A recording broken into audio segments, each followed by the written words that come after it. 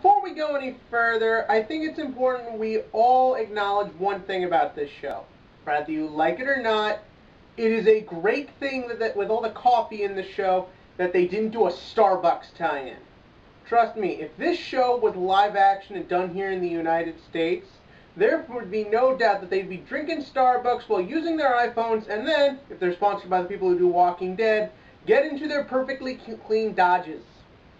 Now that that's settled, let's cue title scene.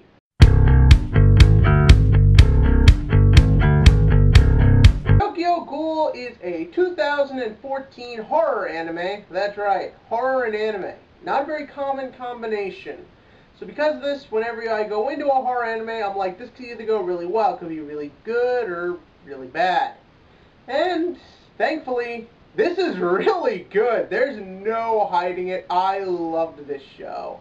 And thankfully, it starts off with a pretty strong premise. Essentially, the show picks up in a sort of fantasy, sort of normalish Tokyo type city, where our main character, generic wimpy protagonist number 683, has basically, yeah, that's it. He's basically your typical wimpy, whiny, nerdy type character.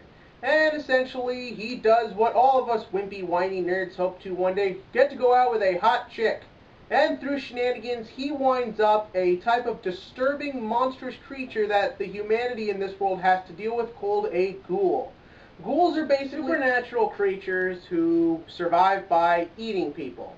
And this is taken to the extreme. In fact, when they're shown, they can't even eat normal food. Anything they consume but human flesh just makes them sick, puke, and eventually will kill them.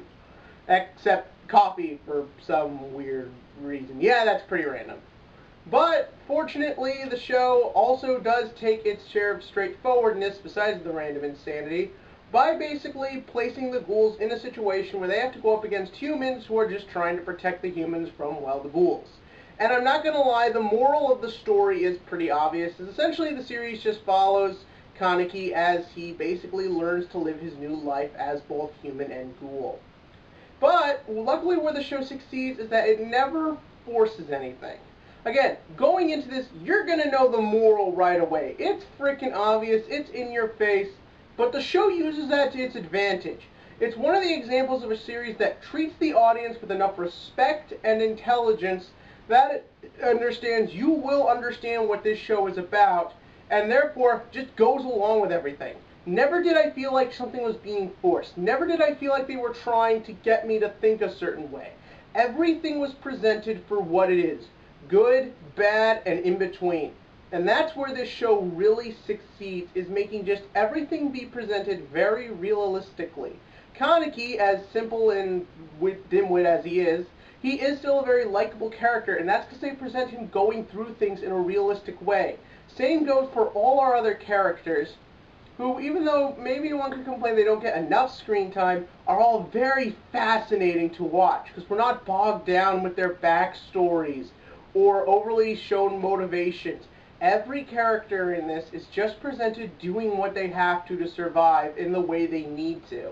That even goes for the humans. It would have been really easy to just make the humans these hate-filled, biased, kill all the ghouls type people. And even though their motivations are that, everything about them is presented from the way that you truly see things from their perspective, on understanding their plights and fully agreeing with them. And that, again, like I said, just what makes this show work is how it presents all that. You see both sides of this argument, and they're both presented perfectly, to a T. There are bad ghouls. There are bad people. It's just that concept that there is life. But as great as all that is, my favorite thing in this show is the sound editing. I know that sounds weird, but trust me, one of the biggest problems with getting horror right in an animated format is just being able to get one into it. Again, horror is tough enough because of the typical, like, over-the-topness of it, but when you're putting that in an animated format, it's even harder to get people to go along with it. But in this, the way they mix everything together, the sound of, like, teeth chomping, or things being digested, or food, or all those little things just put this show in such a realm of realisticness. This has got to be the best sound editing I've ever seen in an anime. Again, I loved every second of it because it was just brought to reality so much.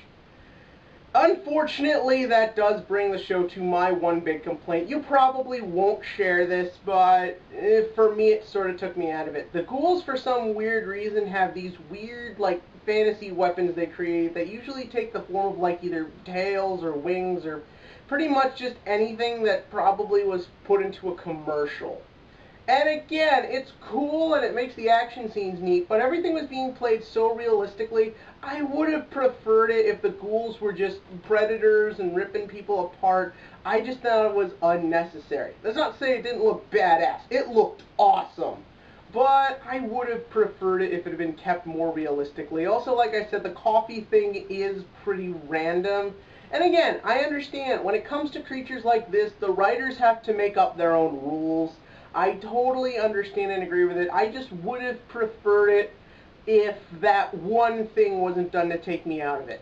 But at the end of the day, it didn't take me out of it for long. Tokyo Ghoul has great acting, great animation, again, perfect sound editing, a logically well-executed story that shows its morals and presents everything it wants to in a way that never feels like it's in your face, but is always present in what is going on. When I think back at the end of the year at what was the great animes of 2014, this is up on the list because Tokyo Ghoul is a 9 out of 10 on the horror scale. Never thought I'd say that. But what can I say? This series was amazing.